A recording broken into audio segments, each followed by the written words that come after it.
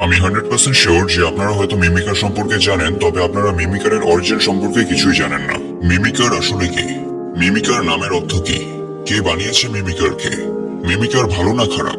তোমাদের ওয়ার্ল্ডে যদি মিমিকার থাকে তাহলে কি হবে? আর মিমিকারের মূলত একটা স্টোরিও আছে যেটা আপনাদেরকে অনেক এন্টারটেইন করবে। আর এই ভিডিওতে আমরা মূলত মিমিকারের ওয়ার্ল্ড থেকেও ঘুরে আসবো। এই ভিডিওটা দেখার পর আপনারা মিমিকার সম্পর্কিত সকল তথ্য পেয়ে যাবেন।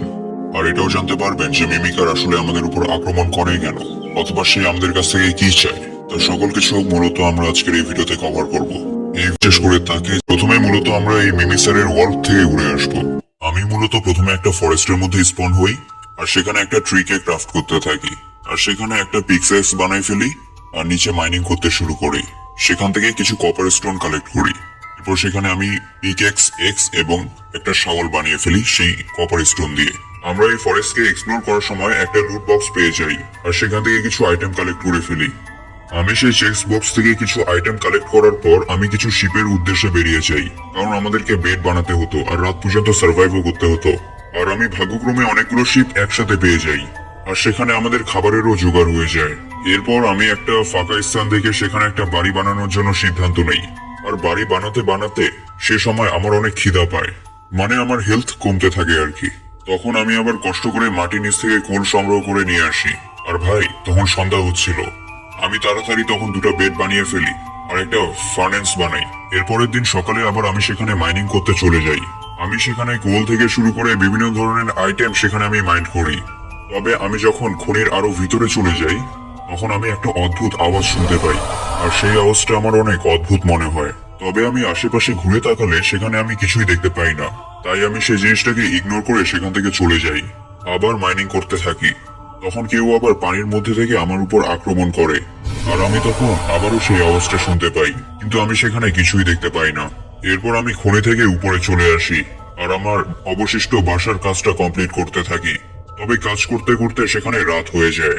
এরপর সকালে উঠে আমি তাড়াতাড়ি করে একটা আয়রনের আর্মর, একটা পিকেক্স এবং একটা এক্স বানিয়ে ফেলি, আর আমি আমার বেসকে সম্পূর্ণরূপে বানিয়ে ফেলি। আর এটা আমার সার্ভাইভালের চতুর্থ দিন ছিল। আমি যখন সেই দিন রাতের বেলা সেই খনির মধ্যে যাই, তখন ভিতর থেকে আবারও সেই শব্দটা আসতে থাকে। আমি যখন খনির বাইরে যাই, তখন কিছুই দেখতে পাই না। তাই আমি সেখানে আবার ভেতরে চলে আসি। আমি যখন ভেতরে আসি, তখন সেখান থেকে একটা ভয়েস আসে, সেটা হলো আই ক্যান সি ইউ। আমি সেই আওয়াজটা শোনার পর যখন খনির বাইরে যাই, তখন আমি শেষমেশ দেখতে পাই মিমি স্যারকে। আর সেই ক্রিয়েচারটা আমার দিকে ভয়ানক ভাবে তাকিয়েছিল। আমি অতি সাবধানের সাথে অনেকগুলো উড ব্লকস এর সাহায্যে একটা ব্রিজ বানিয়ে আমার বেসের দিকে যেতে থাকি।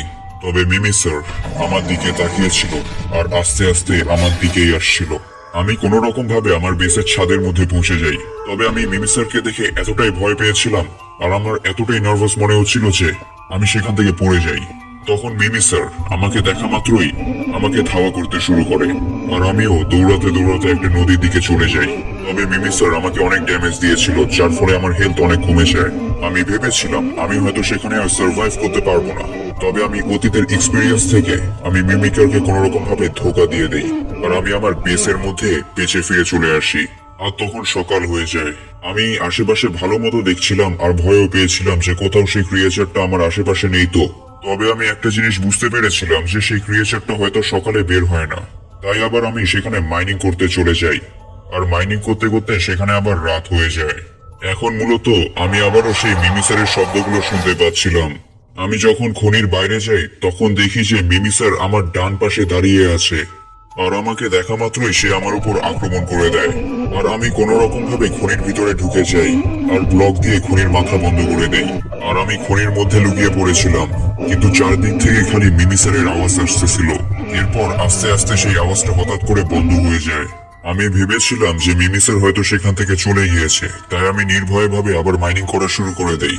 তবে আমি মাইনিং করতে করতে দেখতে পাই যে মিমিসার আবার সেই খনির মধ্যেও চলে এসেছে, আর সে আমার উপর আক্রমণ করে দেয়। আর এই মিমিসারের কাছে মরার পর আমার আত্মার একটাই কোয়েশ্চেন, যে মিমিকার আসলে কে, এর স্টোরিটাই বাকি, আর সে আমাদের কাছে কি চাই। তো আমরা এখন এই মিমিসারের স্টোরিটাই জানবো। এই গল্পটা এভাবে শুরু হয়। কোনো এক মাইনক্রাফটের জঙ্গলের মধ্যে একজন ভিলেজার মূলত কাঠ কাটতেছিল।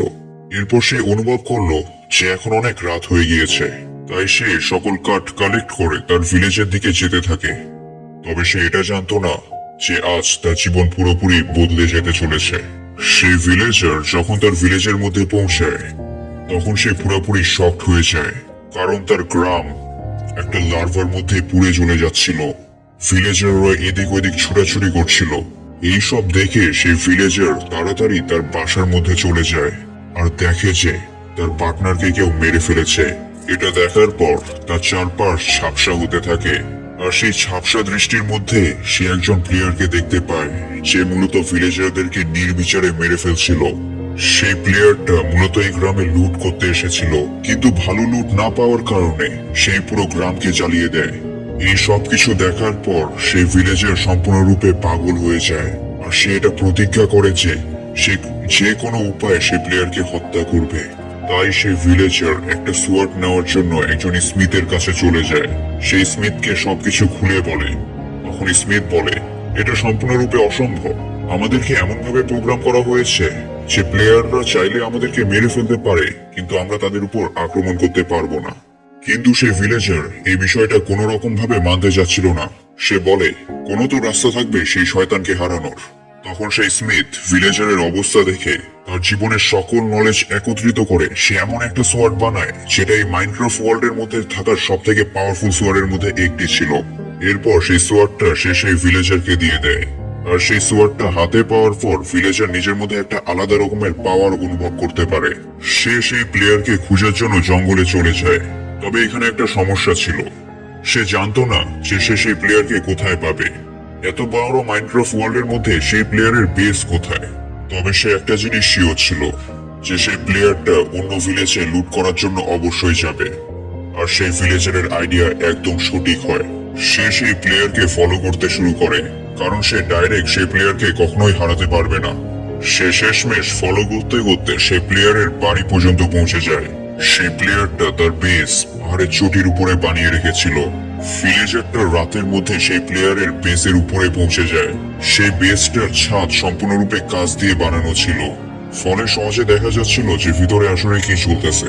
তাই সে একটা কাঁচের ব্লক ভাঙে আর সেই প্লেয়ারকে মেরে দেয়। এখন ভিলেজারের প্রতিশোধ সম্পূর্ণ হয়েছিল। তবে হঠাৎ করে একটা বাস তাদের উপর পড়ে যায়।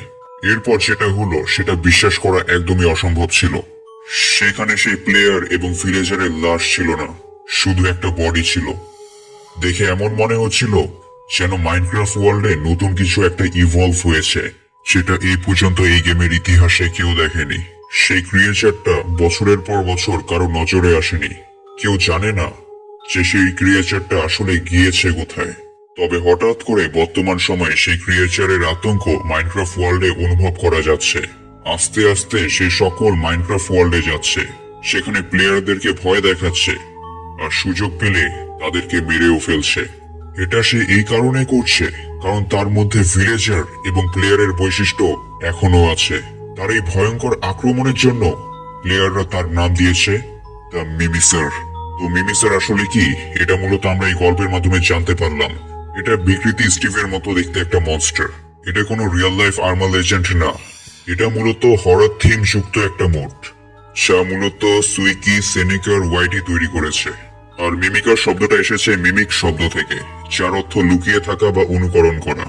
আজ আমরা মিমিক স্যার সম্পর্কে অনেক কিছু জানলাম। আমি আশা করি মিমিক স্যার সম্পর্কিত এরকম ডিটেল ভিডিও আপনারা হয়তো কোথাও পাননি। এই ভিডিওটা হয়তো আপনাদের অনেক ভালো লেগেছে। যদি ভিডিও ভালো লেগে থাকে তাহলে এই ভিডিওতে একটা লাইক, আর খুব ভালো লাগলে বন্ধুদের সাথে শেয়ার করতে একদমই ভুলবেন না। আজ যেমন আপনারা মিমিসার সম্পর্কে জানলেন, ঠিক একইভাবে আমরা ব্লাড ওয়ার্ডেন সম্পর্কেও একটা ভিডিও বানিয়ে রেখেছি। আপনারা যদি সেই ভিডিওটি এখনো না দেখে থাকেন তাহলে দেখে নিতে পারেন। তো ধন্যবাদ, দেখা হবে নেক্সট ভিডিওতে।